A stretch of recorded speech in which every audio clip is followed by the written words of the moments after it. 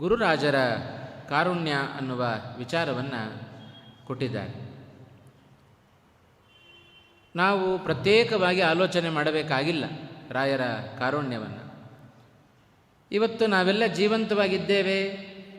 ಇಂಥ ಅನೇಕ ಪವಿತ್ರವಾದ ಕಾರ್ಯಗಳು, ಜ್ಞಾನ ಕಾರ್ಯದಲ್ಲಿ ಭಾಗವಹಿಸೋದು, ಧರ್ಮ ಕಾರ್ಯದಲ್ಲಿ ಭಾಗವಹಿಸೋದು, ಇವೆಲ್ಲ ಇವತ್ತು ನಮ್ಮ ಜೀವನದಲ್ಲಿ ನಡೀತಾ ಇದೆ ಎಂದರೆ ಅದು ಕಲಿಯುಗದಲ್ಲಿ ರಾಯರ ಕಾರುಣ್ಯ ಅಲ್ಲದೆ ಮತ್ತೇನೂ ಇಲ್ಲ.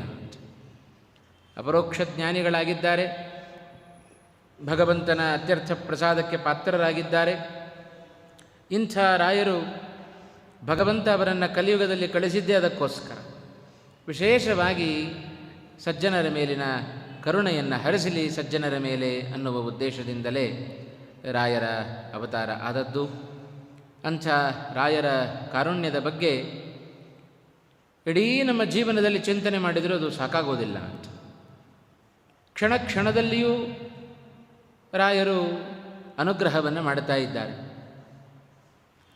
ರಾಯರ ಅಂತರ್ಗತರಾದ ಪ್ರಾಣದೇವರು, ಅವರ ಅಂತರ್ಗತರಾಗಿರತಕ್ಕಂಥ ಶ್ರೀರಾಮಚಂದ್ರ ದೇವರು, ಇವರೆಲ್ಲರೂ ಕಲಿಯುಗದಲ್ಲಿ ಎಲ್ಲ ಸಜ್ಜನರಿಗೆ ವಿಶೇಷವಾದ ಕರುಣೆಯನ್ನು, ಭಗವಂತ ಗುರುಗಳ ಮೂಲಕ ಕರುಣೆಯನ್ನು ಹರಿಸಿ ಉತ್ತಮವಾದ ಅನುಗ್ರಹವನ್ನು ಭಗವಂತ ತಾನು ಮಾಡುತ್ತಾ ಇದ್ದಾನೆ ಎಂಬುದಾಗಿ ನಾವು ಅನುಸಂಧಾನಕ್ಕೆ ತಂದುಕೊಳ್ಳಬೇಕು. ಗುರುರಾಜರು ಅಂತ ನಾವು ಅವರನ್ನು ಕರಿತಾ ಇದ್ದೇವೆ. ನಮಗೆ ಕೊಟ್ಟಿರತಕ್ಕಂಥ ವಿಚಾರವೇ ಗುರುರಾಜರ ಕಾರುಣ್ಯ ಅಂತ. ಅವರೆಲ್ಲ ಗುರುಗಳಿಗೆ ರಾಜರಂತೆ ಕಲಿಯುಗದಲ್ಲಿ ಮೆರೀತಾ ಇದ್ದಾರೆ ಅಂತ. ನಾವು ಗುರುರಾಜರನ್ನು ಕೊಂಡಾಡಿದರೆ ವ್ಯಾಸರಾಜರನ್ನೂ ಕೊಂಡಾಡಿದಂತೆ, ವ್ಯಾಸರಾಜರನ್ನು ನಾವು ಕೊಂಡಾಡಿದರೆ ಪ್ರಹ್ಲಾದರಾಜರನ್ನೂ ಕೊಂಡಾಡಿದಂತೆ ಅಂತ. ಎಲ್ಲ ನೋಡ್ರಿ, ಆ ಮೂರು ಅವತಾರಗಳಲ್ಲಿ ರಾಜ ಶಬ್ದವನ್ನು ಹೊತ್ತು ನಾವು ಆ ಹೆಸರನ್ನು, ವ್ಯವಹಾರವನ್ನು ನಾವು ಮಾಡ್ತಾ ಇದ್ದೇವೆ. ಹಾಗಾಗಿ ಭಕ್ತರಿಗೆಲ್ಲ ರಾಜರಂತೆ ಮೆರೆದವರು ಪ್ರಹ್ಲಾದರಾಜರು, ಯತಿಗಳಲ್ಲೆಲ್ಲ ಅತ್ಯಂತ ಶ್ರೇಷ್ಠರಾಗಿ ಮೆರೆದವರು ವ್ಯಾಸರಾಜರು, ಹಾಗೆ ಗುರುಗಳಲ್ಲೆಲ್ಲ ಶ್ರೇಷ್ಠರಾಗಿ ಮೆರೆದವರು ಗುರುರಾಜರು. ಯಾಕೆ ಅವರನ್ನು ಗುರುಗಳು ಅಂತ ನಾವು ಸ್ವೀಕಾರ ಮಾಡಬೇಕು? ಗುರು ಶಬ್ದದ ಅರ್ಥ ಏನು? ಗುಶಬ್ದಸ್ತ್ವಂಧಕಾರಸ್ಯಾತ್ ಋಷಬ್ದಸ್ತನ್ನಿವರ್ತಕ. ಗು ಅಂದರೆ ಅಂಧಕಾರ. ಆ ಅಂಧಕಾರವನ್ನು ನಾಶ ಮಾಡುವವರನ್ನು ಗುರುಗಳು ಅಂತ ನಾವು ಸ್ವೀಕಾರ ಮಾಡಬೇಕಂತ. ಹೊರಗಿನ ಈ ಒಂದು ಅಂಧಕಾರವನ್ನು ಸೂರ್ಯ ನಾಶ ಮಾಡಬಹುದು, ಈ ಅಂಧಕಾರವನ್ನು ಹೇಳುತ್ತಾ ಇಲ್ಲ. ಒಳಗಿನ ಅಜ್ಞಾನವೆಂಬ ಅಂಧಕಾರವನ್ನು ನಾಶ ಮಾಡುವ ಸಾಮರ್ಥ್ಯ ಅದು ರಾಘವೇಂದ್ರ ತೀರ್ಥರಂಥ ಗುರುಗಳಿಗೆ ವಿಶೇಷವಾಗಿದೆ. ಆದ್ದರಿಂದ ಅವರನ್ನು ಗುರುಗಳು ಎಂಬುದಾಗಿ ನಾವು ಸ್ವೀಕಾರ ಮಾಡಬೇಕು. ನಮಗೆ ಅಧ್ಯಾತ್ಮ ಮಾರ್ಗದಲ್ಲಿ, ಅಧ್ಯಾತ್ಮ ಜೀವನದಲ್ಲಿ ನಾವು ಸಾಗಿದ್ದೇವೆ ಅಂತಾದರೆ ಗುರುಗಳಿಲ್ಲದೆ ನಮಗೆ ಜೀವನ ಇಲ್ಲ ಅಂತ. ಯಾಕೆ ಅಂದರೆ ಒಂದು ಮಾತು ಹೇಳುತ್ತಾರೆ, ಭಗವಂತನ ಅತ್ಯರ್ಥ ಪ್ರಸಾದ ಆಗಬೇಕು ಅಂತಾದರೆ ಗುರುಗಳ ಅನುಗ್ರಹ ವಿಶೇಷವಾಗಿ ಬೇಕೇ ಬೇಕು ಅಂತ. ಯಾಕೆಂದರೆ ಭಗವಂತ ಅನುಗ್ರಹವನ್ನು ಮಾಡೋದು ತಾನು ನೇರವಾಗಿ ಮಾಡೋದಿಲ್ಲಂತೆ, ಗುರುಗಳ ಮೂಲಕವಾಗಿ ನಮಗೆ ಅನುಗ್ರಹವನ್ನು ತಾನು ಮಾಡುತ್ತಾನೆ ಕಲಿಯುಗದಲ್ಲಿ ಅಂತ.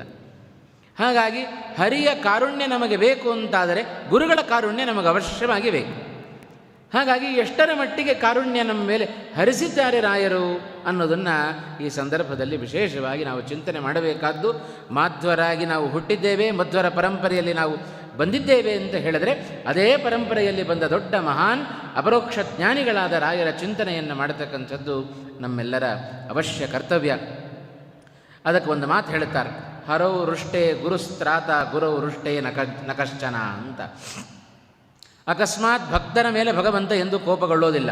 ಅಕಸ್ಮಾತ್ ಭಗವಂತ ಏನಾದರೂ ಕೋಪಗೊಂಡರೆ, ಗುರುಗಳೇನಾದರೂ ಕೋಪಗೊಂಡರೆ, ಭಗವಂತ ಗುರುಗಳು ನಮ್ಮನ್ನು ಯಾವಾಗಲೂ ಕೈ ಬಿಡೋದಿಲ್ಲ. ಗುರುಗಳು ನಮ್ಮನ್ನು ಸದಾ ರಕ್ಷಣೆ ಮಾಡುತ್ತಾರೆ. ಹಾಗಾಗಿ ಆ ಒಂದು ಅಂಶದಲ್ಲಿ ಗುರುಗಳ ಕಾರುಣ್ಯವನ್ನು ಸದಾ ನಾವು ಜೊತೆಯಲ್ಲಿ ಇಟ್ಟುಕೊಂಡಿರಬೇಕು ಅನ್ನುವ ಅಂಶವನ್ನು ಅರಿತಾಗ ರಾಯರ ಕಾರುಣ್ಯ ಎಷ್ಟು ಮುಖ್ಯ ಅನ್ನೋದು ನಮಗೆ ಅರಿವಾಗುತ್ತೆ. ನಮ್ಮೆಲ್ಲರ ಗುರಿ ಏನು? ಭಗವಂತನನ್ನು ತಲುಪುವುದು ನಮ್ಮೆಲ್ಲರ ಗುರಿ.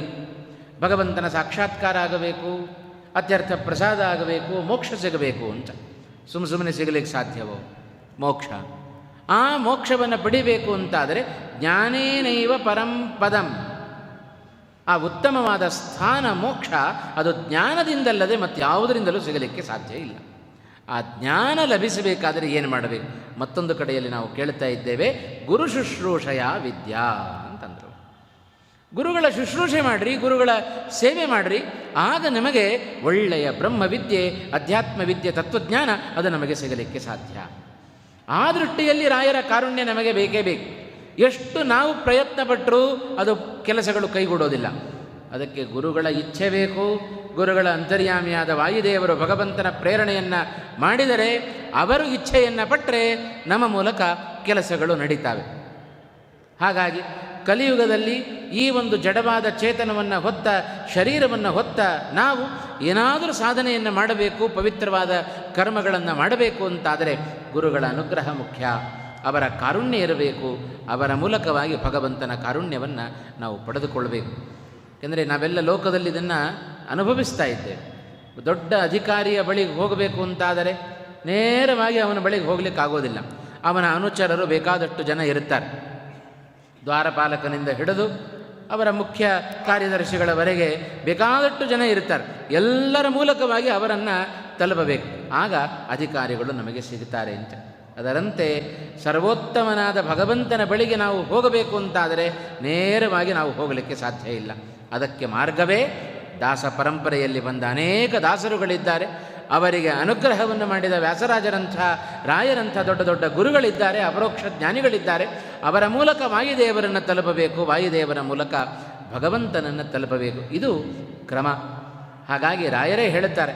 ನಾವು ಅಂದ್ಕೊಳ್ತೇವೆ ರಾಯರು ಎಲ್ಲ ಕಲಿಯುಗ ಕಲ್ಪವೃಕ್ಷ ಬೇಕಾದ್ದನ್ನು ಕೊಡ್ತಾರೆ ರಾಯರು ಅಂತ. ಅವರು ಹೇಳುತ್ತಾರೆ, ನಾನು ಕೊಡೋದಲ್ಲ ಅಂತ ಅವರೇ ಹೇಳಿಕೊಳ್ಳುತ್ತಾರೆ ಅಂತ. ನೀವು ಎಲ್ಲ ಬೇಡಿಕೆಗಳನ್ನು ತಂದು ನನ್ನ ಮುಂದೆ ಇಡುತ್ತೀರಿ. ನಾನು ಪ್ರಾಣದೇವರ ಎದುರಿಗೆ ತೊಗೊಂಡೋಗಿಡುತ್ತೇನೆ, ಪ್ರಾಣದೇವರು ಭಗವಂತನ ಎದುರಿಗೆ ತೊಗೊಂಡೋಗಿಡುತ್ತಾರೆ.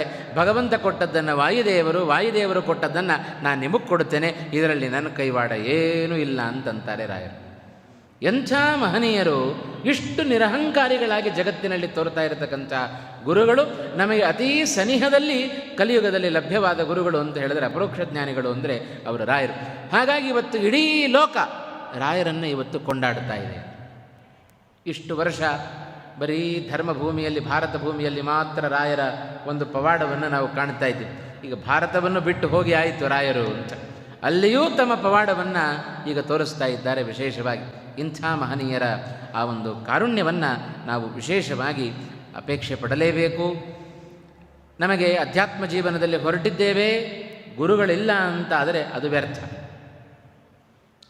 ನಾವು ಅಂಗಿಯನ್ನು ಹಾಕ್ಕೊಂಡಿದ್ದೇವೆ, ಜೇಬಿದೆ, ಜೇಬಲ್ಲಿ ದುಡ್ಡಿಲ್ಲ, ಅದು ಹೇಗೆ ನಿರರ್ಥಕವೋ? ದೊಡ್ಡ ನದಿಯ ಪಾತ್ರ ಇದೆ, ಒಂದು ಹನಿ ನೀರಿಲ್ಲ, ನದಿ ಇದ್ದು ವ್ಯರ್ಥ. ಹಾಗೆ ಅಧ್ಯಾತ್ಮ ಮಾರ್ಗದಲ್ಲಿ ಗುರುಗಳು ಇಲ್ಲದ ಮಾರ್ಗ ಅದು ನಿರರ್ಥಕ. ಹಾಗಾದರೆ ಗುರುಗಳು ಅಂತ ಹೇಳಿದರೆ ಸರಿಯಾದ ಗುರುಗಳನ್ನು ನಾವು ಆಯ್ಕೆ ಮಾಡಿಕೊಳ್ಳಬೇಕು. ಗುರುಗಳ ಆಯ್ಕೆಯ ವಿಚಾರದಲ್ಲಿ ಬಹಳ ಜಾಗರೂಕರಾಗಿರಬೇಕು. ಒಳಗಿರುವ ಅಜ್ಞಾನವೆಂಬ ಕತ್ತಲೆಯನ್ನು ಹೋಗಲಾಡಿಸುವವರು, ನಮ್ಮನ್ನು ಅಧ್ಯಾತ್ಮ ಮಾರ್ಗದಲ್ಲಿ ತೊಡಗಿಸುವಂಥ ಗುರುಗಳನ್ನು ಗುರು ಶಬ್ದದಿಂದ ನಾವು ಕರಿಬೇಕು ಎಂಬುದಾಗಿ ಇಷ್ಟು ಅರ್ಥವನ್ನು ಮಾಡಿಕೊಂಡು ರಾಯರು ವಿಶೇಷವಾಗಿ ತಾವು ಏನು ಪ್ರಹ್ಲಾದರಾಜರಾಗಿ ನುಡಿದಿದ್ದರೋ ಅದನ್ನು ರಾಯರಾಗಿ ನಡೆಸಿ ತೋರಿಸ್ತಾ ಇದ್ದಾರೆ. ಒಂದು ಅಂಶ ನಾವು ಗಮನಿಸಬಹುದು. ರಾಯರು ಪ್ರಹ್ಲಾದರಾಜರಾದಾಗ ವಿಶೇಷವಾಗಿ ಭಗವಂತನ ಅನುಗ್ರಹಕ್ಕೆ, ನರಸಿಂಹನ ಅನುಗ್ರಹಕ್ಕೆ ಪಾತ್ರರಾದವರು. ಆಗ ಭಗವಂತ ಹೇಳುತ್ತಾನೆ, ಬಾಪ್ಪ ನಿನಗೆ ಮೋಕ್ಷ ಕೊಡ್ತೇನೆ ಬಾ ಅಂತ ಕರೆದ ನರಸಿಂಹರೂಪಿಯಾದ ಭಗವಂತ. ಆಗ ಪ್ರಹ್ಲಾದರಾಜರು ಹೇಳಿದ ಮಾತೇನು? ಪ್ರಾಯೇಣ ದೇವ ಮುನಯ ಸ್ವವಿಮುಕ್ತ ಕಾಮಾ ಮೌನಂ ಚರಂತಿ ವಿಜನೇನ ಪರಾರ್ಥನಿಷ್ಠಾ ನೈತಾನ್ ವಿಹಾಯ ಕೃಪಣಾನ್ ವಿಮುಕ್ಷ ಏಕೋ ನಾಣ್ಯಂ ತ್ವದಸ್ಯ ಶರಣಂ ಭ್ರಮತೋನು ಪಶ್ಯೇ. ಎಂಥ ಪ್ರಹ್ಲಾದರಾಜರ ಮಾತು! ಸ್ವಯಂ ಭಗವಂತ ಕರೆದ ಎಷ್ಟು ನಿಸ್ವಾರ್ಥವಾದ ಜೀವನ! ನಮಗೆ ರಾಯರ ಕಾರುಣ್ಯ ಎಷ್ಟಿದೆ ಅಂತ ಹೇಳಿದರೆ ಅವರು ನಡೆದುಕೊಂಡ ಜೀವನವೇ, ಅವರ ಬದುಕೇ ಒಂದು ದೊಡ್ಡ ಕಾರುಣ್ಯ ನಮಗೆ. ಹಂತ ಹಂತದಲ್ಲಿ ರಾಯರು ಎಲ್ಲೂ ಒಂದು ತಪ್ಪು ಹೆಜ್ಜೆಯನ್ನು ಇಡದೆ ಸಜ್ಜನರಿಗೆ, ಸಾಧುಗಳಿಗೆ ಉತ್ತಮವಾದ ಮಾರ್ಗದರ್ಶನವನ್ನು ಕೊಟ್ಟ ಗುರುಗಳು ಅವರು ರಾಯರು. ಇದಕ್ಕಿಂತ ದೊಡ್ಡ ಕಾರುಣ್ಯ ಮತ್ತೊಂದು ಬೇಕೇನು? ಹಾಗಾಗಿ ಪ್ರಹ್ಲಾದರಾಜರ ಮಾತು ಪ್ರಾಯ ಜಗತ್ತಿನಲ್ಲಿ ಎಲ್ಲರೂ ಅನುಗ್ರಹವನ್ನು ಮಾಡೋದಿಲ್ಲ ಅಂತ ಹೇಳುತ್ತಾರೆ. ಪ್ರಾಯೇಣ ದೇವ ಮುನಯ ಸ್ವವಿಮುಕ್ತ ಕಾಮಾ ಮೌನಂ ಚರಂತಿ ನ ಪರಾರ್ಥನಿಷ್ಠಾ. ಎಲ್ಲರೂ ಎಲ್ಲರಿಗೂ ಅನುಗ್ರಹವನ್ನು ಮಾಡೋದಿಲ್ಲ. ಎಲ್ಲ ತತ್ವಾಭಿಮಾನಿ ದೇವತೆಗಳು, ನಾರದರಂಥ ಗುರುಗಳು, ಭಗವಂತ ರಾಯರನ್ನು ಕಲಿಯುಗದಲ್ಲಿ ಕಳಿಸಿಕೊಟ್ಟಿದ್ದಾನೆ. ರಾಯರಂಥ ಮಹನೀಯರು, ಇಂಥವರು ಮಾತ್ರ ಅವರನ್ನು ಯಾರು ಭಜಿಸ್ತಾರೆಯೋ ಅವರಿಗೆ ಮೋಕ್ಷಕ್ಕೋಸ್ಕರ ತಾವು ಮೌನಿಗಳಾಗ್ತಾರೆ. ಅಂದರೆ ನಮ್ಮ ಪರವಾಗಿ ಅವರು ಪ್ರಾರ್ಥನೆ ಮಾಡುತ್ತಾರೆ ಅಂತ ಅರ್ಥ. ದೇವತೆಗಳ ಸ್ವಭಾವವೇ ಹಾಗೆ. ಏನಾದರೂ ಭೂಲೋಕದಲ್ಲಿ ಸಜ್ಜನರಿಗೆ ತೊಂದರೆ ಆದರೆ ಅವರು ಭಗವಂತನ ಬಳಿಯಲ್ಲಿ ಪ್ರಾರ್ಥನೆ ಮಾಡುತ್ತಾರೆ. ಹಾಗೆ ಅಲ್ಲಿ ವಾಯುದೇವರ ಅವತಾರಗಳಾದದ್ದು ಅದಕ್ಕೆ, ಭಗವಂತನ ಅವತಾರಗಳಾದದ್ದು ಅದಕ್ಕೆ. ಇದೇ ಕೃಷ್ಣನಾಗಿ ಅವತಾರ ಮಾಡಬೇಕು ಅಂತಂದರು, ಸ್ವಯಂ ಭಗವಂತನೇ ಬಂದಿಳಿದ್ನೋ? ಇಲ್ಲ, ಎಲ್ಲ ದೇವತೆಗಳು, ಬ್ರಹ್ಮಾದಿ ದೇವತೆಗಳು ಹೋಗಿ ಪ್ರಾರ್ಥನೆ ಮಾಡಿದ್ದಕ್ಕೆ ಭಗವಂತ ತಾನು ಅವತಾರ ಮಾಡಿದ. ಅದೇ ವಾಯುದೇವರನ್ನು ಎಲ್ಲ ದೇವತೆಗಳು ಪ್ರಾರ್ಥನೆ ಮಾಡಿದರು, ಭಗವಂತನ ಆದೇಶವನ್ನು ಹೊತ್ತರು, ಕಲಿಯುಗದಲ್ಲಿ ಶ್ರೀಮದ್ ಆಚಾರ್ಯರಾಗಿ ಅವತಾರವನ್ನು ಮಾಡಿದರು. ಹೀಗೆ ಎಲ್ಲರೂ ಪ್ರಾಯ ಎಲ್ಲ ದೇವತೆಗಳು, ಮುನಿಗಳು ಎಲ್ಲರೂ ಅನುಗ್ರಹ ಮಾಡೋದಿಲ್ಲ. ಯಾರು ಅವರಲ್ಲಿ ಶರಣಾಗತರಾಗುತ್ತಾರೆಯೋ ಅಂಥವರ ವಿಷಯದಲ್ಲಿ ಮಾತ್ರ ಅವರು ಅವರ ಭಗವಂತನ ಬಳಿಯಲ್ಲಿ, ವಾಯುದೇವರ ಬಳಿಯಲ್ಲಿ ಪ್ರಾರ್ಥನೆ ಮಾಡುತ್ತಾರೆ. ಇದನ್ನೇ ನಾವು ಪ್ರಾತಃ ಸಂಕಲ್ಪ ಗದ್ಯದಲ್ಲಿ ಕಾಣೋದಿಲ್ಲ. ರಾಯರ ಗುಣ ಏನು? ದೂನಂ ದೀನಂ ಅನಾಥಂ ಶರಣಾಗತಂ ಏನಂ ಉದ್ಧರ ಅಂತ ಯಾರ ಬಳಿಯಲ್ಲಿ ವಾಯುದೇವರು ಬೆಟ್ಟು ಮಾಡಿ ತೋರಿಸ್ತಾರೆಯೋ ಅಂಥವರಿಗೆ ವಾಯುದೇವರು ಅನುಗ್ರಹವನ್ನು ಮಾಡ್ತಾ. ಅಂಥ ವಾಯುದೇವರ ಬಳಿ ಹೋಗಬೇಕು ಅಂದರೆ ಇಂಥ ರಾಯರಂಥ ಗುರುಗಳ ಕಾರುಣ್ಯ ನಮ್ಮ ಮೇಲೆ ಇಲ್ಲದಿದ್ದರೆ ವಾಯುದೇವರು ನಮ್ಮ ಕಡೆಗೆ ನೋಡೋದಿಲ್ಲ. ವಾಯುದೇವರು ನೋಡದ ವ್ಯಕ್ತಿಗಳನ್ನು ಭಗವಂತನೂ ನೋಡೋದಿಲ್ಲ. ಹಾಗಾಗಿ ಪರಂಪರೆಯ ಆ ರಾಯರ ಕಾರುಣ್ಯ ಎಷ್ಟು ನಮಗೆ ಅಧ್ಯಾತ್ಮ ಜೀವನದಲ್ಲಿ ಅವಶ್ಯಕ ಅನ್ನೋದನ್ನು ಬಹಳ ಚೆನ್ನಾಗಿ ನಾವು ಮನಗಾಣಬೇಕು. ಅದರಿಂದ ನೈತಾನ್ ವಿಹಾಯ ಕೃಪಣಾನ್ ವಿಮುಕ್ಷ ಏಕಃ ನಾಣ್ಯಂ ತ್ವದಸ್ಯ ಶರಣಂ ಭ್ರಮತೋನು ಪಶ್ಯೆ. ಎಂಥ ಪ್ರಹ್ಲಾದರಾಜರ ಮಾತು! ಈ ಎಲ್ಲ ಕೃಪಣರನ್ನು, ದೈತ್ಯ ಬಾಲಕರನ್ನು ಕಂಡ್ರೆ ಸ್ವಾಮಿ, ಇವರೆಲ್ಲ ಸಂಸಾರವೆಂಬ ದೊಡ್ಡ ಅರಣ್ಯದಲ್ಲಿ ತಿರುಗುತ್ತಾ ಇದ್ದಾರೆ. ಇಂಥವರ ರಕ್ಷಣೆಗೆ ಇರುವ ಏಕೈಕ ವ್ಯಕ್ತಿ ಅದು ನೀನೇ. ನಿನ್ನನ್ನು ಬಿಟ್ಟರೆ ಮತ್ತಾರನ್ನು ನೋಡೋದಿಲ್ಲ. ನನಗೇನೋ ನೀನು ಮೋಕ್ಷವನ್ನು ಕೊಡ್ತಿ ಅಂತ ಅಂದು ನಿನ್ನ ಜೊತೆಗೆ ಬಂದುಬಿಟ್ರೆ ನನಗೆ ಮೋಕ್ಷ ಸಿಕ್ಕಿಬಿಡುತ್ತೆ. ಆದರೆ ಸ್ವಾರ್ಥಿಗಳಲ್ಲ. ರಾಯರು ಎಂದೂ ತಮ್ಮ ಸ್ವಾರ್ಥತೆಯನ್ನು ಜಗತ್ತಿನಲ್ಲಿ ತೋರಿದವರಲ್ಲ. ಇಲ್ಲದೆ ಹೋದರೆ ಯಾಕಿಂಥ ಮಹತ್ತರವಾದ ಕೆಲಸಗಳನ್ನು ಮಾಡಬೇಕಾಗಿತ್ತು? ದೈತ್ಯ ಬಾಲಕರಿಗೋಸ್ಕರ ಯಾಕೆ ಭಗವಂತನ ಬಳಿಯಲ್ಲಿ ಪ್ರಾರ್ಥನೆ ಮಾಡಬೇಕಾಗಿತ್ತು? ನಾನು ಬರೋದಿಲ್ಲ, ಬರೋದಿದ್ದರೆ ಇವರಗಳ ಜೊತೆಗೇ ನಾನು ಬರ್ತೇನೆ ಅಂತಂದರು ಪ್ರಹ್ಲಾದರಾಜ. ಆಗ ಹೇಳಿದ ಮಾತು, ನಿನ್ನನ್ನು ಬಿಟ್ಟರೆ ಮೋಕ್ಷವನ್ನು ಕೊಡುವ ವ್ಯಕ್ತಿ ಮತ್ತೊಬ್ಬರನ್ನು ನಾನು ಕಾಣೋದಿಲ್ಲ. ಹಾಗಾಗಿ ನನ್ನ ಮೇಲೆ ನಿನ್ನ ಕರುಣೆ ಹೇಗೆ ಹರಿದು ಬಂತೋ ಇವರ ಮೇಲೂ ಹಾಗೆ ಕರುಣೆ ಹರಿದು ಬರಬೇಕು. ಆಗ ನಾನು ನಿನ್ನ ಮೋಕ್ಷಕ್ಕೆ ಬರ್ತೇನೆ ಅಂತಂದರು. ಪ್ರಾಯ ಪ್ರಹ್ಲಾದರಾಜರು ನುಡಿದ ಮಾತನ್ನು ಇವತ್ತಿಗೂ ನಡೆಸ್ತಾ ಇದ್ದಾರೆ ರಾಯರಾಗಿ. ವೃಂದಾವನದಲ್ಲಿ ಪರಿಪೂರ್ಣ ಸನ್ನಿಹಿತರಾಗಿ ಸಶರೀರರಾದಾಗಲೂ ವಿಶೇಷವಾದ ಅನುಗ್ರಹವನ್ನು ಭಕ್ತರ ಮೇಲೆ ತೋರಿದ ಗುರುಗಳು ವೃಂದಾವನಸ್ಥರಾದ ಮೇಲೂ ವಿಶೇಷವಾದ ಅನುಗ್ರಹವನ್ನು ಇವತ್ತಿನವರೆಗೂ ಮಾಡಿಕೊಂಡು ಬರ್ತಾ ಇದ್ದಾರೆ. ಇದು ಅಂದು ನುಡಿದ ಮಾತನ್ನು ಇಂದಿನವರೆಗೂ ನಡೆಸ್ತಾ ಇರತಕ್ಕಂಥ ಗುರುಗಳು ಅವರು ರಾಘವೇಂದ್ರ ಗುರುಗಳು. ಇಂಥವರ ಕಾರುಣ್ಯ ನಮಗಿಲ್ಲದಿದ್ದರೆ ನಾವು ಭಗವಂತನನ್ನು ತಲುಪಲಿಕ್ಕೆ ಸುತರಾಂ ಸಾಧ್ಯ ಇಲ್ಲ. ಶ್ರೀಮದ್ ಆಚಾರ್ಯರು ಮಹಾಭಾರತ ತಾತ್ಪರ್ಯ ನಿರ್ಣಯದಲ್ಲಿ ಒಂದು ಮಾತು ಹೇಳುತ್ತಾರೆ. ಸಮ್ಯಕ್ ಲಕ್ಷಣ ಸಂಪನ್ನ ಯದ್ದದ್ಯಾತ್ ಸುಪ್ರಸನ್ನಧೀ ಶಿಷ್ಯಾಯ ಸತ್ಯಂ ಭವತಿ ತತ್ಸರ್ವಂ ನಾತ್ರ ಸಂಶಯ. ಶ್ರೀಮದ್ ಆಚಾರ್ಯರ ಮಾತಿದು.